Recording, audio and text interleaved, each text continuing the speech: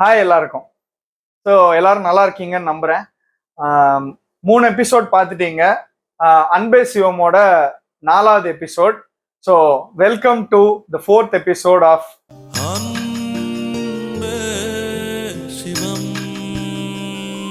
கடந்த 2 வீடியோவா வந்து டீச்சர்ஸ் பத்தி பேசிட்டேன். ஸோ இப்போ யாரை பத்தி அப்படின்னா திருப்பி டீச்சர் பத்தி இல்லாம கொஞ்சம் அப்படி டிவியேட் பண்ணி போவோம் அப்படின்னு பாத்தீங்கன்னா, இவரும் எங்களுக்கு வந்து ரொம்ப ஒரு ஹெல்ப்ஃபுல்லான ஒரு பர்சனாலிட்டி தான். யாருன்னு பாத்தீங்கன்னா வந்து நாங்க சின்ன வயசுல நான் வந்து வடபழனியில வந்து ஒரு ஃபிளாட்ல இருந்தேன் அப்படின்னு சொல்லிட்டு ஃபர்ஸ்ட் வீடியோல சொல்லியிருந்தேன். அந்த ஃபிளாட்ல வந்து இருந்த செக்யூரிட்டி அங்கிள், அவர் நாங்க வந்து கண்ணன் வாட்ச்மேன் அப்படின்னு கூப்பிடுவோம். கண்ணன் வாட்ச்மேன், அவர் பேர் கண்ணன்.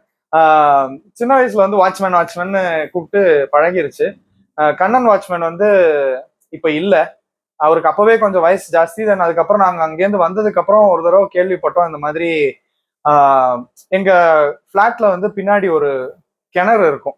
அந்த கிணறுல வந்து ஒரு கேட் மாதிரி போட்டிருப்பாங்க. அந்த கேட் மேலதான் அவர் படுத்திருப்பாரு தூங்குறது நைட்லாம். அன்பார்ச்சுனேட்லி அன்னைக்கு ஒரு மூட மறந்துட்டாங்க போல இருக்கு. அதுல ஸ்லிப் ஆகி விழுந்துட்டதா கேள்விப்பட்டேன். ஸோ இறந்துட்டாங்க. இது லாங் பேக். இது நடந்து ரொம்ப வருஷம் ஆயிடுச்சு. கிட்டத்தட்ட 10-12 வருஷத்துக்கு மேல ஆயிடுச்சு அவர் இறந்து. பட் எனக்கு வந்து அவரோட ஒரு சில மெமரிஸ்லாம் வந்து பயங்கரமான மெமரிஸ். அவர் கூட பயங்கர ஃப்ரெண்ட்லியான ஒரு ஒரு பர்சன் அவரு. ஆள் வந்து பாத்தீங்கன்னா ஒரு முறுக்கு மீசையோட இருப்பாரு. டால்லாம் கிடையாது, ஒரு ஷார்ட் ஃபிகர் தான். பட் ஒரு நல்ல மீசையோட நல்ல பாக்குறதுக்கே ஆனா வந்து ரொம்ப ஒரு ப்ளீசிங்கான ஒரு பர்சனாலிட்டியா இருப்பாரு. தோ அந்த மீசையெல்லாம் பார்த்தா வந்து பயமா இருக்கும் அப்படிலாம் சொல்லலாம். பட் இருந்தாலுமே வந்து ரொம்ப அவரோட கேரக்டர் வந்து பயங்கர ஒரு சாஃப்டான ஒரு கேரக்டர். எங்கள்கிட்ட எல்லாம் ரொம்ப நல்லா பேசுவாரு. நாங்கெல்லாம் சின்ன பசங்க அப்போ நான் பிறந்ததே அந்த வீட்டுல தான். ஸோ அப்படி பாக்குறப்ப எனக்கு என்ன ஒரு 4-5 வயசு அந்த ரேஞ்ச் இருக்குமா. அப்பவே வந்து அவர் ரொம்ப ரெஸ்பெக்டா எல்லாத்தையும் பேசுவாரு. வாங்க போங்கன்னு தான் கூப்பிடுவார். வா போ, நீ வா, வாடா போடா அதெல்லாம் கிடையாது. எனக்கும் அவருக்கும் கிட்டத்தட்ட 50 வயசுக்கு மேல டிஃபரன்ஸ் இருக்கும்.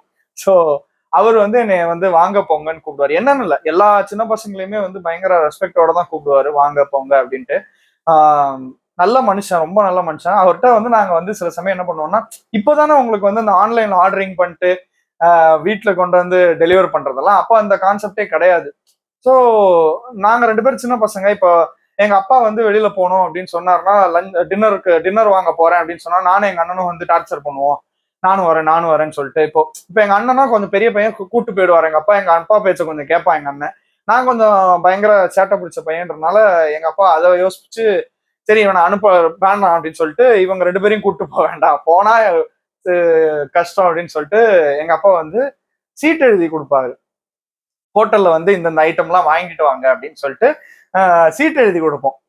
மனுஷன் போவாரு. போயிட்டு வந்து சின்சியரா வாங்கிட்டு அவரையும் நாங்க ஏதாவது சாப்பிட சொல்லிடுவோம் அங்கேயே. முடிஞ்ச வரைக்கும் அவர் சாப்பிட்டுருவாரு. இல்லைன்னா வந்து இல்லையா எனக்கு வேண்டான்ருவாரு. வேண்டான்னு சொல்லிட்டாருன்னா அப்பா அதுக்கேற்ற மாதிரி அவங்களுக்கு வந்து அந்த அமௌண்ட் கொடுத்துருவாரு. அது இல்லைனாலுமே வந்து அவர் சாப்பிட்டிருந்தாலுமே அவர் போயிட்டு வந்தாருன்றதுக்காக ஒரு அமௌண்ட் கொடுத்துருவாரு. ஸோ எங்க அப்பாவை அவருக்கு ரொம்ப பிடிக்கும். அவர் வந்து எங்க அப்பாட்ட ரொம்ப ரெஸ்பெக்ட்ஃபுல்லா இருப்பாரு. ஏன்னா எங்க அப்பா வந்து பயங்கர ஃப்ரெண்ட்லி. எங்க அப்பா எங்க போனாலும் டப்புனு ஃப்ரெண்டு பிடிச்சிருவாரு ஒரு மாதிரி. ஸோ அவர்கிட்ட எங்க அப்பாட்ட ஃப்ரெண்டா இருக்கிறனாலே எங்கள்கிட்ட எல்லாம் நல்லா பேசுவாருன்னு நினைக்கிறேன். அவர் வந்து எப்படின்னா அந்த மாதிரி வாங்கிட்டு வந்து கொடுப்பாரு. அதோட ரொம்ப ஒரு பயங்கரமான ஒரு விஷயம் என்னன்னா வந்து, எனக்கு வந்து சின்ன வயசுல வந்து விஜய் படம் ரொம்ப பிடிக்கும். அதாவது தளபதி விஜய் அவரோட படம் வந்து எனக்கு ரொம்ப பிடிக்கும். சின்ன வயசுல நான் அவரோட டை ஹார்ட் ஃபேன். இப்பயும் தான். பட் சின்ன வயசுல வந்து இப்பதான் ஓடிடி இருக்கு, நம்ம இப்ப தியேட்டர்ல மிஸ் பண்றோம்னா ஓடிடில பாத்துறோம். அப்பெல்லாம் அது கிடையாது. ஸோ எங்க அப்பா என்ன பண்ணுவார், நைட் ஷோ. எனக்கு நைட் ஷோன்ற கல்ச்சர் வந்து அதுல இருந்து ஸ்டார்ட் ஆச்சு. நான் இப்பயுமே வந்து தனியா நைட் ஷோஸ் எல்லாம் போவேன் படத்துக்கு. அது மேபி அங்கேருந்து ஆரம்பிச்சதுதான் நினைக்கிறேன். ஸோ என்ன பண்ணுவாருன்னா எங்க அப்பா வந்து அவரால் முடியாது. அவருக்கு ஆப்வியஸா அடுத்த நாள் ஆஃபீஸ் போக வேண்டியிருக்கும். எனக்கு சம்மர் ஹாலிடேஸா இருக்கும், அந்த மாதிரி டைம் இருக்கும். அப்ப அம்மாவும் ஒர்க்கிங். ஸோ அம்மாவை கூட நைட் ஷோன்றது வந்து இட் இஸ் க்ளோஸ்லி இம்பாசிபிள் அப்படின்னே சொல்லலாம். ஸோ என்ன பண்ணுவாருன்னா வந்து அந்த கண்ணன் வாட்ச்மேன் அவங்க கூட என்னை அனுப்பி விடுவாரு.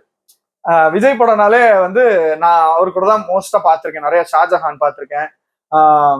அதுக்கப்புறம் வந்து புதிய கீதைன்னு நினைக்கிறேன், அது பார்த்திருக்கேன். அதாவது ஏர்லி 2000s வந்த தளபதி விஜய் படம் எதெல்லாம் இருக்கோ கிட்டத்தட்ட அதெல்லாமே நான் வந்து அவர் கூட பார்த்ததுதான் அப்படின்னே சொல்லலாம். ஷாஜஹான் ரொம்ப ஸ்ட்ராங்கா மைண்ட்ல பதிஞ்ச ஒரு படம்.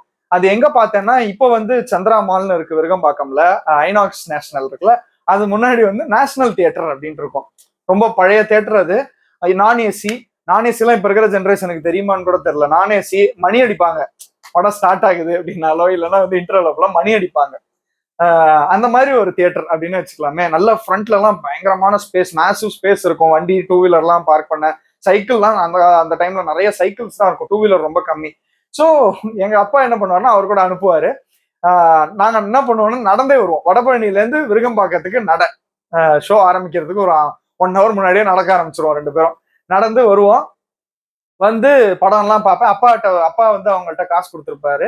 அவர் பாதியில தூங்கிடுவாரு. பாவம் மனுஷன், காலையில இருந்து முடிச்சுன்னு இருப்பாரா என்னமோ. நைட் ஷோல அவர் என்ன பண்றது, அவர் வந்து பக்கத்துல படம் ஆரம்பிச்சு ஒரு 1/2 மணி நேரத்துல அவர் தூங்கிடுவாரு. நான் ஃபுல்லா பார்ப்பேன். நான் வந்து பயங்கரமான விஜய் ஃபேன்ன்றனால நான் கண்டிப்பா பார்ப்பேன் படத்தை ஃபுல்லா. நான் இது வரைக்கும் தூங்கின ஞாபகம் இல்லை எனக்கு. ஸோ என்ன ஆச்சுன்னா, படம் முடிஞ்ச உடனே இன்டர்வெல் அப்போ அவர் எழுப்பேன், வாட்ச்மேன் வாட்ச்மேன் வாட்ச்மேன் எழுப்பின உடனே. இதெல்லாம் வந்து என்ன சொல்றது, ஒரு 6-7 வயசு ரேஞ்சில். உடனே அவர் எழுந்திருச்சு ஏதோ அப்படியே அடுத்த பக்கத்துல எடுத்து அப்படி கையில இருந்து காசு கொடுப்பாரு. அப்பெல்லாம் கோன் ஐஸ்கிரீம்லாம் வந்து 2 ரூபா அந்த ரேஞ்சு. போண்டா இல்லைன்னா ஏதாவது பப்ஸ் கிடைக்கும் அப்பெல்லாம். எல்லாமே லெஸ் தேன் 10 rupees தான். ஸோ ஒரு 10 ரூபா இருந்துச்சுன்னா ஒரு ஐஸ்கிரீமு ஒரு பப்ஸ் அப்படின்ட்டு வாங்கி பயங்கரமா அடிச்சிடலாம். இப்போதான் ஒரு படத்துக்கு போனா ஒரு பாப்கார்ன் எல்லாம் சேர்த்தா ஒரு 1000-1500 ரூபா வந்துருது.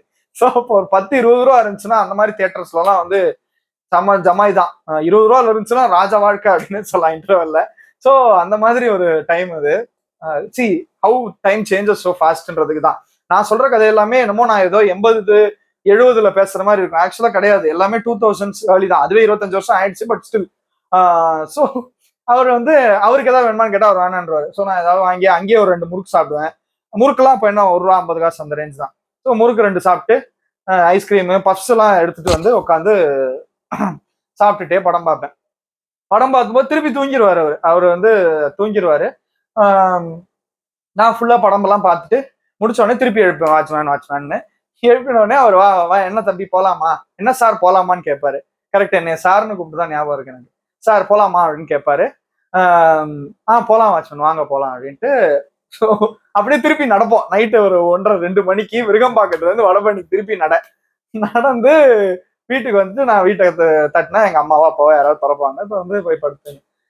ஸோ நெக்ஸ்ட் டே வந்து என்கிட்ட கேட்பார் படம் எப்படி இருந்துச்சுப்பா அப்படின்ட்டு. ஸோ இத்தனைக்கு அவர் தான் கூட வந்தார். பட் அவர் தூங்கிப்பா படம் எப்படி பாருச்சு. எனக்கு தான் விஜய் படம்னாலே பிடிக்கும்ல. அது புரியுதோ புரியலையோ அந்த ஏஜ்ல என்ன புரியுதோ அதான் சூப்பரா இருந்துச்சு படம் அப்படின்ற நான். ஓ சரிப்பா ஓகே அப்படின்ட்டு.